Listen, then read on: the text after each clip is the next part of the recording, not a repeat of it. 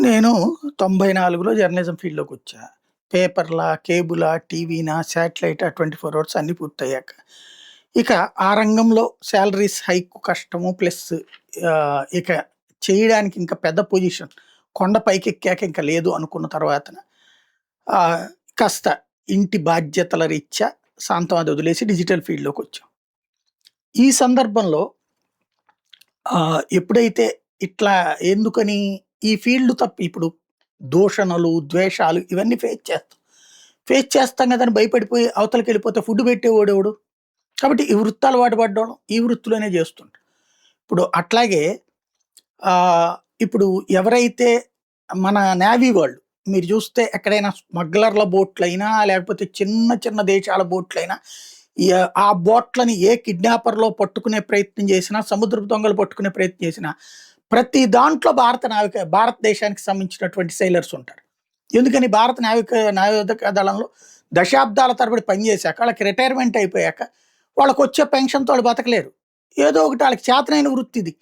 కాబట్టి వేరే ప్రైవేట్ కంపెనీలు ఇట్లాంటోళ్ళని ఎంగేజ్ చేసుకోవడానికి ఏజెన్సీలుంటాయి. వాళ్ళు తీసుకెళ్ళి చేరుస్తారు. డాలర్‌లో డబ్బులొస్తున్నాయి కదా! అని చేసేస్తారు. ప్రతి షిప్‌లో ప్రపంచంలో ఉన్న షిప్పులలో ఇండియన్ సెయిలర్ లేని షిప్ ఉండదంటే అతిశయోక్తి లేదు. అమెరికా వాడిదైనా, చైనా వాడిదైనా, ఎవరిదైనా సరే. అట్లుంటది. అట్లాగే అమెరికాకి సంబంధించినటువంటి మాజీ సైనికులు గూడా ఎక్కడికో ఓ చోటకెళ్ళి ఉద్యోగం చేస్తా ఉంటారు. ఇప్పుడు అట్లాగా ఎఫ్‌బిఐకి సంబంధించినటువంటి అంటే ఫెడరల్ బ్యూరో ఆఫ్ ఇన్వెస్టిగేషన్‌కి సంబంధించిన వాళ్ళు ఇప్పుడు తాజాగా అమెరికన్ ఎయిర్ ఫోర్స్ మాజీ మేజర్‌ని అరెస్ట్ చేశారు.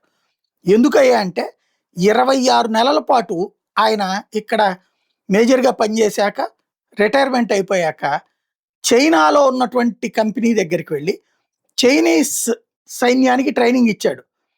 ఎలాగా? ఆయనకి 65 ఏళ్ళు 24 ఏళ్ల పాటు ఎయిర్ ఫోర్స్‌లో పనిచేశాడు. ఎఫ్-4, ఎఫ్-15, ఎఫ్-16, ఏ-10 ఇలాంటి కమాండెడ్ యూనిట్స్‌లో పనిచేశాడు. న్యూక్లియర్ వెపన్స్ డెలివరీ లాంటి వాటిట్లో పనిచేశాడు. ఆయన 1996లో రిటైర్ అయ్యాక ఇన్‌స్ట్రక్టర్‌గా అమెరికన్ పైలట్స్‌కి మొదట్లో పనిచేశాడు. ఆ తర్వాత ఎఫ్-35 మీద కూడా పూర్తి అనుభవం ఉంది. 2023లో అతను పిఎల్ఏఎఫ్ పైలట్స్‌తో ట్రైనింగ్‌కి సంబంధించినటువంటి ఒప్పందం కుదుర్చుకుని వాళ్ళతోకి ట్రైనింగ్ ఇవ్వడం బిగిన్ చేశాడు. ఈ మొత్తం వ్యవహారం వెనకాల స్టీఫెన్ సుబిన్ చైనీస్ నేషనల్ ఒకతను కీలక పాత్ర పోషించాడు. అతను చైనా వాళ్ళకి ట్రైనింగ్ ఇవ్వడానికి సి-17, ఎఫ్-22, ఎఫ్-35 తరహా వాటి విషయాల మీద చైనా సైన్యానికి అవగాహన కల్పించేందుకు అవసరమైనట్టు ట్రైనింగ్ ఇచ్చాడు. ఆ ట్రైనింగ్‌కి సంబంధించి అవసరం అంటే ఈయన ఇస్తానన్నాడు. ఇప్పుడు ఆ ట్రైనింగ్ ఇచ్చి వచ్చినందుకు గాను నువ్వు ట్రైన్ అయింది అమెరికన్ సైన్యం కోసం, అది తీసుకెళ్ళి అమెరికా శత్రు దేశానికి సంబంధించినటువంటి సైనికులకు శిక్షణ ఇస్తావా అంటూ రాగానే తీసుకెళ్ళి అరెస్ట్ చేసి జైల్లో పెట్టారు.